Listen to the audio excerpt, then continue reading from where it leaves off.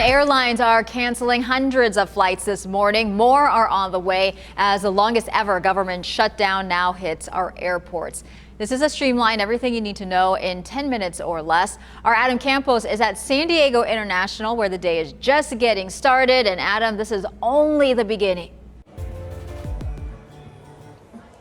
Hey, good morning, Mel. Yeah, we're inside of Terminal 1 here at San Diego International, and you can see behind me, it is starting to get busy for these early morning flights. Right there is the start of the line for regular TSA. And right now, only about 14 flights are canceled for both departures and arrivals. And typically at this time of the morning, we only see about one or two. And like you just said, Mel, this is just the start. We're getting a better look now, too, at how these cuts will grow over the next week. Through Tuesday morning, airlines will only need to cut 4% of flights, and that will gradually go up throughout the week. And by Friday, all airlines must cut by 10% of their flights. And many airlines, they've already started canceling flights for the weekend, and that includes Southwest, Delta, Alaska, and United. And the FAA ordering these cuts because of safety concerns. More and more TSA agents and air traffic controllers are calling out because of the shutdown, and now they have gone 6 weeks without pay. And San Diego International says that the 10% cut here will average out to about 60 flights per day once they reach 10%. They're asking all passengers to just be patient and to arrive here to the airport at least 2 hours early. So for now, live here at San Diego International, Adam Campos, ABC 10 News.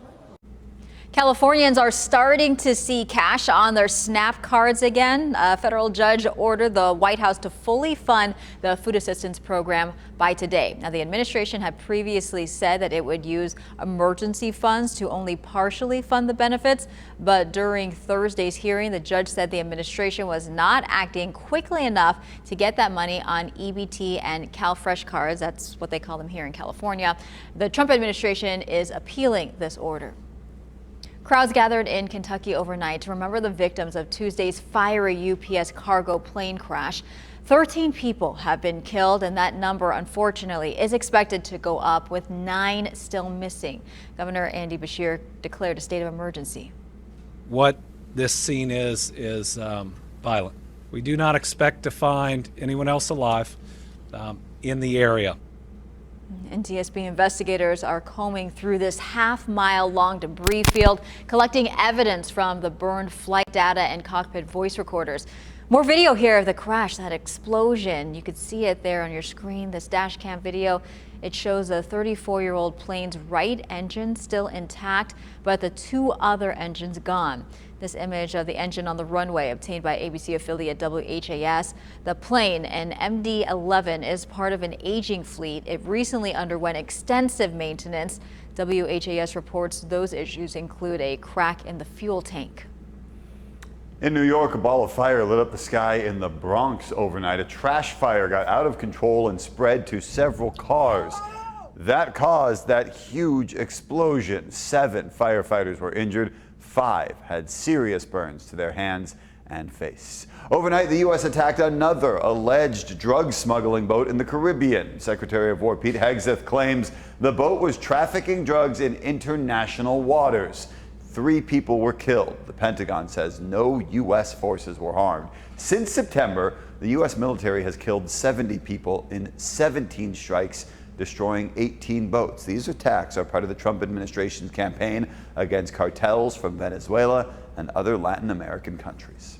The U.S. has struck another trade deal, this time with Uzbekistan. President Trump says over the next decade, that country will... Does anyone actually like their apartment complex in San Diego? That's a question a recent Reddit thread posed. And some of those comments got me thinking. Is it better to go with a private landlord or sign a lease with a management company when you're looking for a place to live? One of the commenters talks about how she lived in an ADU and the situation with her private landlord was a nightmare.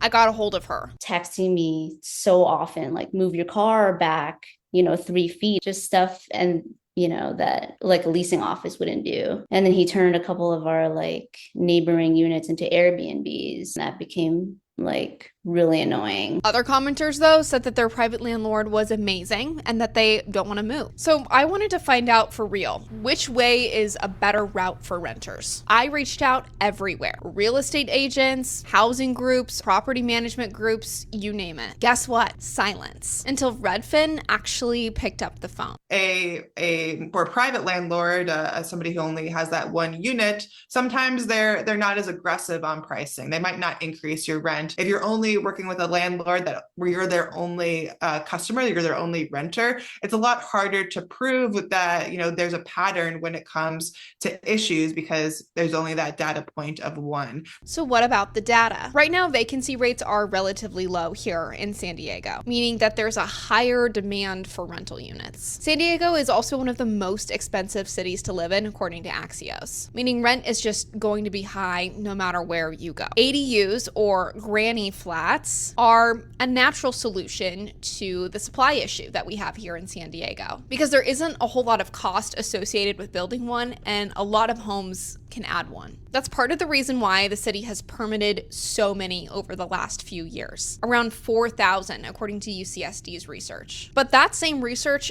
doesn't actually track how many of those ADUs ended up on the market for rent. So it's up to you. Would you rather potentially save on rent or run the risk of a private landlord? No matter what you choose, you should know your rights as a renter. We've got the full list of rights right now on our website. Emily Coffey, ABC 10 News.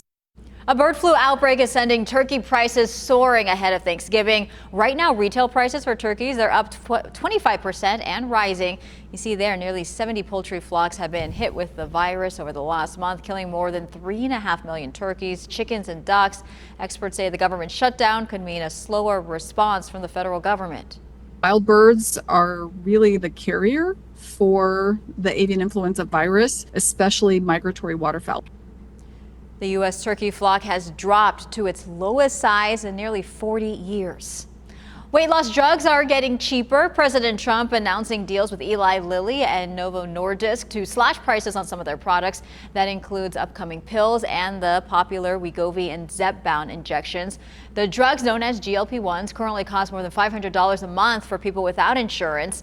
Under Trump's new plan, that price would fall to $350 starting early next year and then down to $250 within the next 2 years. Medicare patients could pay as little as $50. The NFL offered a somber tribute Thursday night to Dallas Cowboys defensive end Marshawn Kneeland. The league held a moment of silence during the game between Denver and Las Vegas to remember Kneeland, who took his own life earlier this week. Officials say Kneeland led police on a chase in Texas Wednesday, running from a traffic stop. He was later found dead from a self-inflicted gunshot wound. Kneeland's girlfriend had warned police about a potential crisis unfolding, saying he has a history of mental illness. Kneeland had been open about his mental health struggles after the loss of his mother. She'd been one of his biggest supporters of his NFL dream, but she died just days before he was drafted in 2024. If you or if someone you know is struggling with mental health or thoughts of suicide, call or text the National Lifeline. That number is 988. The Congressional Budget Office was hacked, according to an email that the Senate Sergeant-at-Arms sent to congressional staff this week. The email didn't name a culprit, but one U.S. official who was briefed on the hack says that China is believed to be behind the breach. And the email says the hacking incident is still ongoing. Staffers were told to avoid clicking on any links sent from CBO accounts because those accounts may still be compromised. In a statement, a spokesperson says the agency has taken action to contain the breach and it is being investigated. That's your ABC 10 News Streamline. Everything you need to know this morning in 10 minutes or less.